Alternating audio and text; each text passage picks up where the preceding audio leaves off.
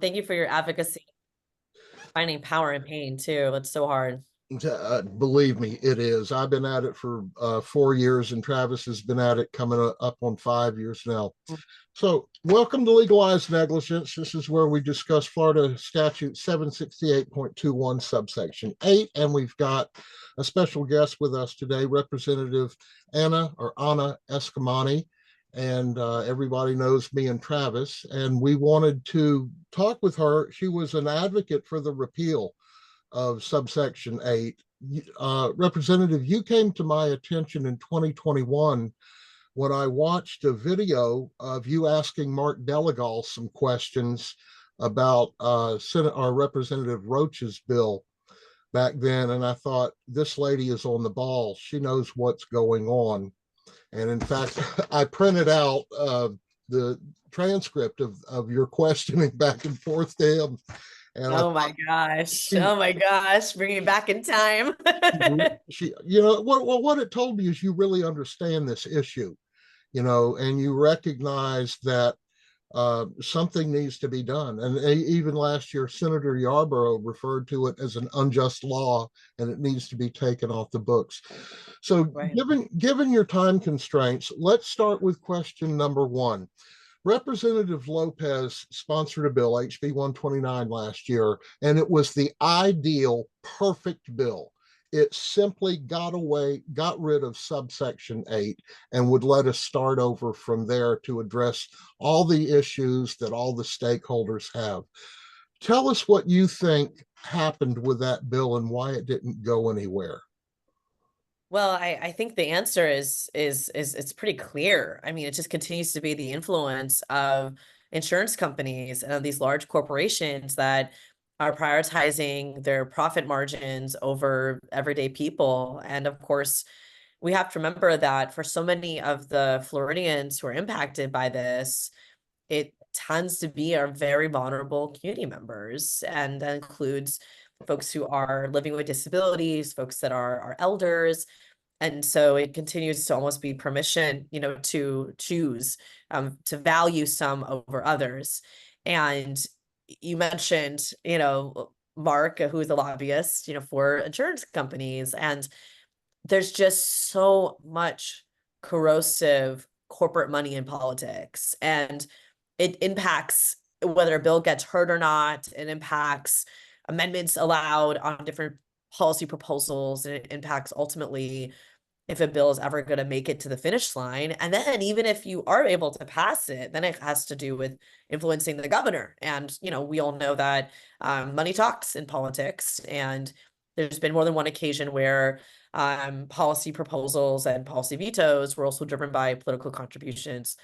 So that's the challenge. It's people versus these large corporations who have historic influence in the Sunshine State and really in Congress and all of our governments. I mean, I don't think it's unique to Florida, unfortunately, which is why you need to elect people that are willing to say that, are willing to challenge these institutions, and are not just going to go along to get along. And at the end of the day, I'm one of the few lawmakers who does not raise money from any of these entities. I don't raise money from really any like for-profit, medical type of these large conglomerates. I don't engage with them at that level.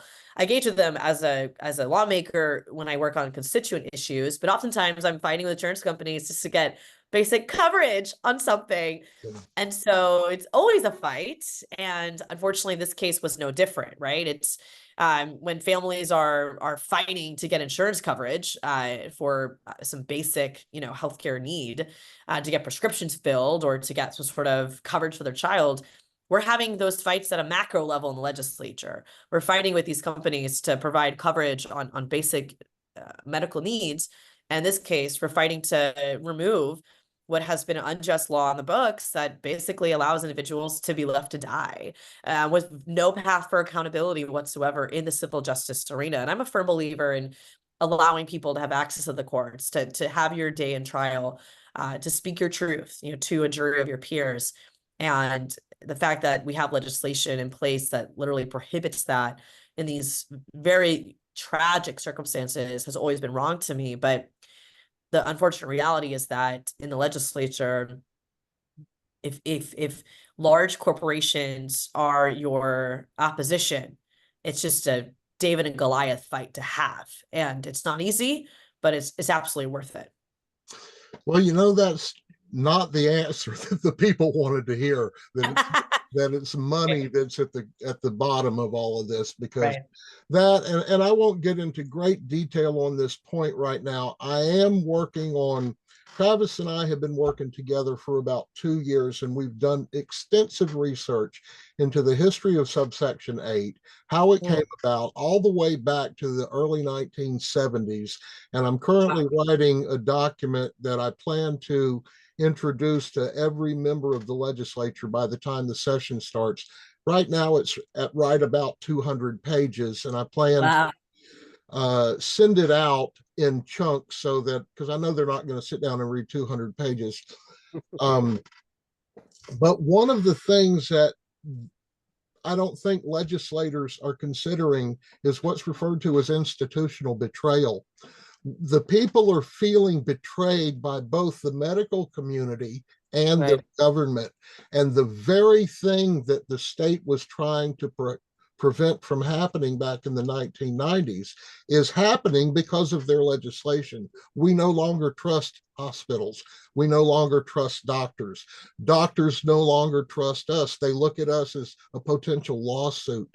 And the state, through its ill-conceived legislation in 1990, created this problem, you know. Yeah. Yeah. And so, even though subsection 8 doesn't specifically verbatim prevent you from getting into the civil courts, it does in effect prevent you, because no attorney's going to take the case.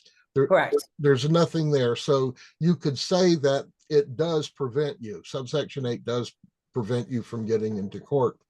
Yeah. Um, what specific do you know what specifically happened with Representative Lopez's bill, or was it just everything you just said? It's just trying to get your way through the lobbyists. Well, I want to give flowers, right, to not just Representative Lopez, but all, and Senator Yarborough, but all of the advocates. I mean, yourselves included, but just the powerful storytelling and testimony. Because I have to tell you, I've had my lived experience with hospitals and medical providers. My mom passed away to cancer when I was 13. I often think about, the different types of misdiagnosis that she had, and the fights that we had with insurance companies and so forth, just for her to get basic care to fight this cancer. And unfortunately, it wasn't a battle that we won. And so I entered the legislature with that kind of mindset, right? Kind of reflecting on my own experiences with medical institutions. I've never at that time, been in a situation where I needed to seek litigation.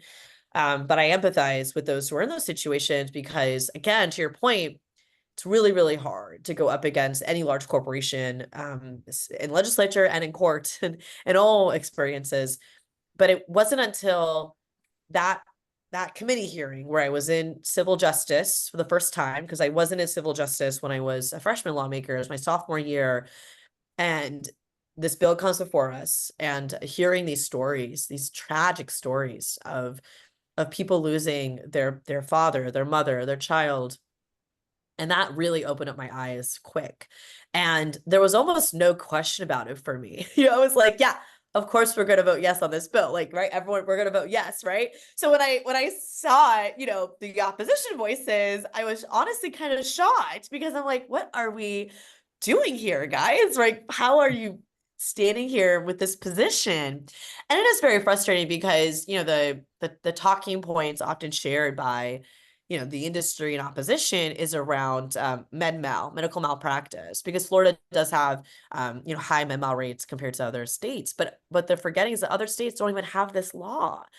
And so it's not a fair comparison. They're basically saying if we repeal this, and med mal will go up. But it's like, guys, other states don't have this and their rates are lower. So at the end of the day, correlation does not always equal causation.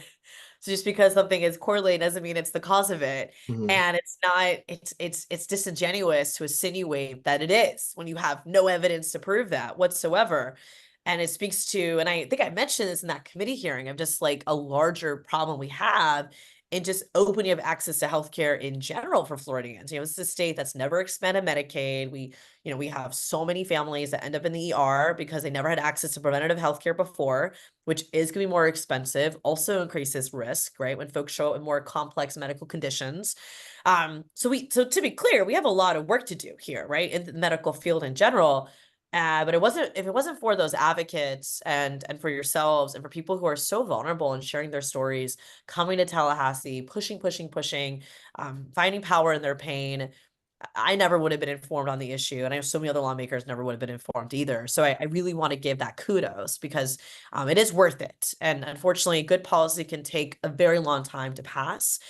And to the heart of your question, it very much just comes down to the reality that Tallahassee operates in a very top-down structure. So what do I mean by that? At the end of the day, the party in majority right now, which is the Republican Party, they operate as a unit. And so everything in Tallahassee is very planned and predictable. The leadership in the majority party hates surprises. So everything is kind of predetermined. So when you want to have a bill heard in the committee, let's just say I'm trying to get a bill heard. So I talk to the chair.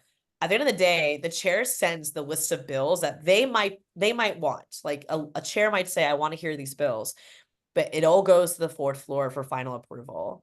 And so the fourth floor, which is where the speaker's office is or the Senate office is, are both on the fourth floor of the Florida Capitol building.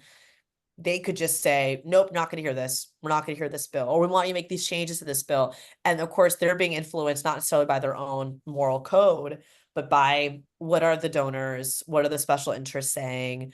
And so, like, that's how the structure works right now. It's definitely not a democratic process, right? In the sense of we're going to agenda bills based on merit. I wish it was that.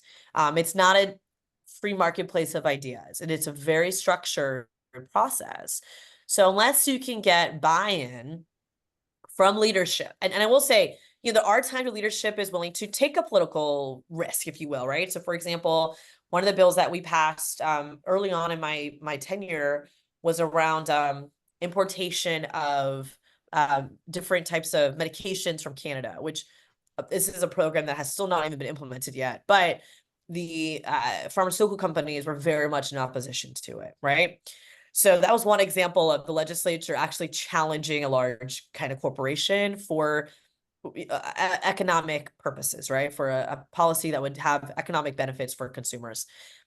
It's very rare where that happens. In most cases, we're bending over backwards in legislature to please some sort of corporate interest, and whether it's heat stress preemption, which was legislation that takes away the ability for local governments to put into place protections for outdoor workers from heat, or another liability issue, legislation that was crafted in favor of the sugar industry to say that you can't sue if your health is impacted by the burning of sugarcane.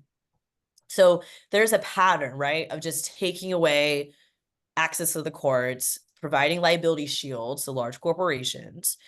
And you can see the manifestations of that. You can even predict that based on who's writing checks to who. And the legislature, when we're in session, we're actually not allowed to accept donations. And that's supposed to be an effort to mitigate this type of dynamic, right? The notion of I can bring a bill to you and then give you a check at the same time. But what ends up happening is that right before session starts, all these checks come in at the tens of thousands of dollars. And then when session ends, all these thank you checks come in and you can watch it. I mean, I haven't pulled the receipts, specifically on this issue to look at insurance companies, but there's going to be a paper trail, right? I'm sure all these insurance companies have just been writing their, in the beginning of session, their make us proud checks, right? At the end of session, their thank you checks. And again, both parties participate in this. I'm not trying to, point fingers here, but the party in majority will always get more because they set the agenda. So obviously, this is a very bipartisan issue. There are Democrats and Republicans who support this bill, as there were Democrats and Republicans who oppose it. Like, it's not one of those issues that falls along a clear party line vote either. And yet, who ends up winning in this is corporate America. It is the corporate influence. So what we have to do, right, to be successful is you have to counter that. And there's no way we can counter that with resources. End of the day, we are not made up of individuals of means, right, to match those donations. But the good news is that power is built in different ways. So power is the combination of organized resources, organized people, and organized ideas. So I would argue that on this issue, we have organized people. Overall, people are on our side. The everyday folks have shared their personal stories, or they're talking to lawmakers, they're changing the narrative, right? You have organized ideas. We have the policy before us. We know what needs to happen. It's very clear. So how do you build those organized resources? And people often think of resources as money, but resources is so much more than that. It's also the relationships you have, it's the platforms you have. And so we have to continue to leverage those resources, right? In order to combat what is the financial resources that our opponents have. Uh, all I can really say to that is, wow. That, I mean, you nailed it. You absolutely nailed it. And I can't wait for people to listen to your response. You have hit this nail right on the head. You cannot. What I have found difficult is you cannot make the accusation that donations are swaying lawmakers' decisions because you can never prove that. You know, you simply cannot prove it because you can't prove what's going on in their head. But it Right. sure does look suspicious. Right. You I know, mean, receipts speak for themselves, right? I mean, and trust me, I have this debate with my colleagues all the time where they're like, well, no, I mean, I take a check from FPL, but it doesn't impact how I vote. But then we vote on something that pertains to FPL, and it's like so clear, where folks land. I will tell you, some of the most intense debates in Tallahassee. I'm not even talking about culture war issues, which get all the attention, right?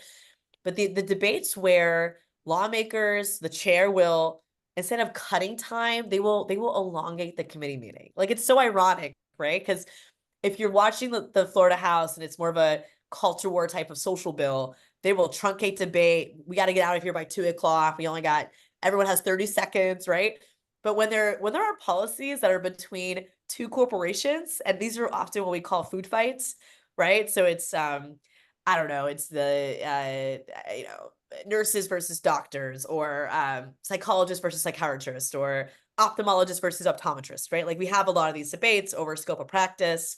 There's debates over regulatory schemes, right? Like different, Ticketmaster versus their competitors, right? When we have those debates, the chair will, most cases, elongate meeting time, allow the lobbyists to get as much time as they want. Like, it's just so ironic to me because those issues don't get the most media attention, but you could tell that it's uncomfortable for lawmakers because it's not as black and white for them, because now they have two special interests kind of duking it out. I mean, there was legislation that was between FPL and AT&T, and people did not know what to do, right? And at the end of the day, whoever gave them more money is how they voted. And I'm super petty, so I voted against FPL. But like most people, I mean, so it's such an eye-opening experience when you really get to see it too, because by no means do I want it to dis disappoint people or push people away from the process. If anything, this is a call to action. It's a call that we need more exposure. We need the system to be more transparent. We need harder questions asked. We need to make this more accessible to the public, because this has been operating in this manner for decades, regardless of when Democrats or Republicans were in charge. And so it's not going to change unless you really make this an election issue. Ask your candidates. I mean, every state house representative right now is on the ballot this November, and half of the state Senate is on the ballot this November. So find out, who is my state representative, who is my state senator. If they're on the ballot this year, where do they stand on this issue, right? And make it an issue that you're going to vote on, right? Make it part of your decision making process. And I do think that if we can elevate the conversation that way, then we can absolutely change the outcome of this process and get the result that we know will benefit the people that we care about, and honor those that we've lost in a really meaningful way. Do you think, and I see we got roughly 5 minutes left, do you think that it's wise to get in touch with them before the election, given that some of them may lose their seat? A great question. I would say anyone who is running for reelection, whether they're an incumbent or not, right, for the state legislature, you should reach out to. Now, of course, be thoughtful with your time, but there's only, and I'm being a little cheeky here, but I would say that in the landscape of the 120 state house representative seats right now, there's probably 7 that are even flippable, right? So at the end of the day, like most of your lawmakers, or unless they're termed out and it's an open seat, are going to come back. Now, again, my crystal ball is foggy, so I mean, there could be something dramatic that happens where I'm wrong, but at the end of the day, most of your lawmakers, because the way the seats are drawn, there are just, you know, more conservative seats right now than liberal, and there's a few flip. But at the end of the day, I think most folks are probably going to have the same representative. You might have a primary right now, so you might want to wait till after the August primary to see who the final 2 are, and just to save on your time. But make this an election issue. Talk to them in advance. Reach out to them. If they're not elected, educate them on this issue, because don't assume they know about it. Again, I didn't know about it when I first started running for office. This was not something in my viewpoint, because I just wasn't aware that it was a problem. It wasn't until I got elected. So I think it is important to educate new candidates on it as well, because you can see where they stand in advance, and make your decisions based on that information.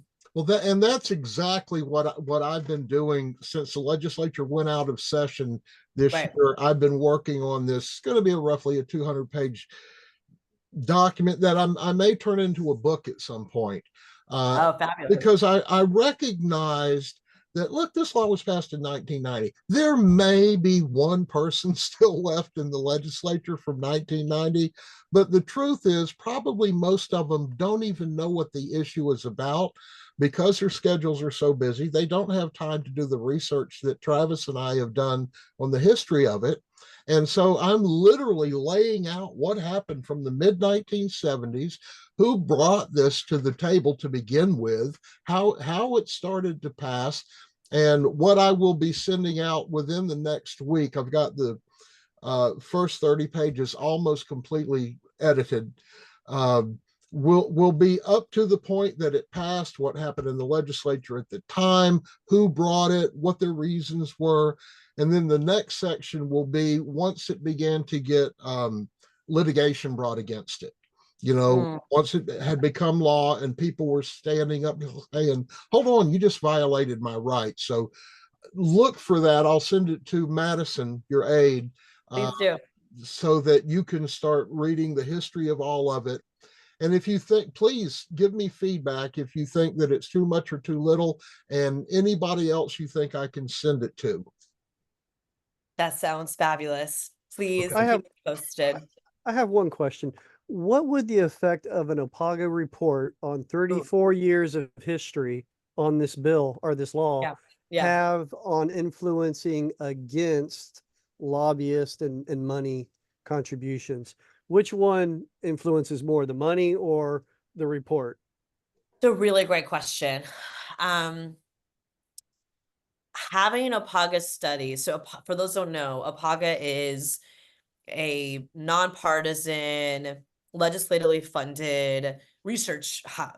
And they're very well respected. In fact, OPAGA is very well respected in the country. OPAGA is one of the best policy evaluators nationwide. I have had fantastic conversations with other nonprofits that do policy evaluations, and they really speak highly of OPAGA.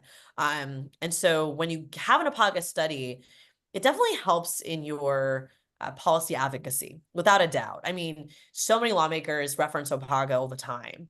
Now, it unfortunately, it's not going to counter every type of opposition voice, because as we all know, a lot of these corporations will also hire their own researchers, and they'll do their own study that often is cherry picking data, or highlighting some points over others. So it doesn't necessarily stop. I mean, and we see this with, I mentioned the sugar industry earlier.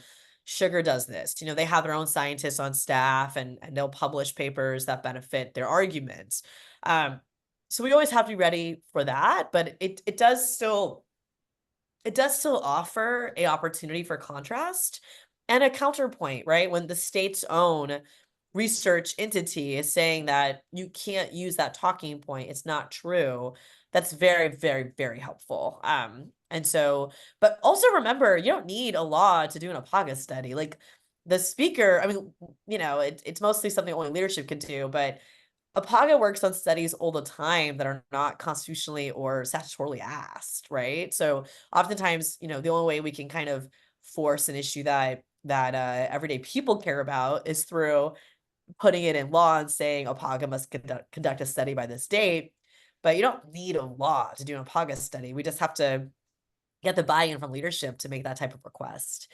So that's another potential angle, right? Is to really push the incoming speaker to support an APAGA study, make that request, right? Let's get the research. Let's see for ourselves. Would this lead to an increase in med mal, right? And so I do think the opportunity to have that data would be super helpful, but the fight still continues for sure. For sure. Yeah. We've certainly have looked at it from angles that the legislature has not heard before because they're really only getting it from the lobbyists. But I'll be sending you that Right. information. I see that we've reached the limit of our time. I can't thank you enough for sitting down and talking with us. And as we move into the fall and the delegation meetings crank up around the state, Yes. maybe you'll do another podcast with us then. Count me in. Yeah, count me in. I just served I was the chair of the Orange County Legislative Delegation. I just ended my term as chair. And I cannot stress enough the importance of showing up in those meetings, and many of you have. And so thank you for doing that too. It does make a difference. You have Thank a you. wonderful day, Representative. We really appreciate your time. Care. Yeah, y'all be blessed. We'll talk soon. Thank you. You Bye-bye. too. Travis, hang tight for just a minute. Bye. There we go. Let me stop this recording.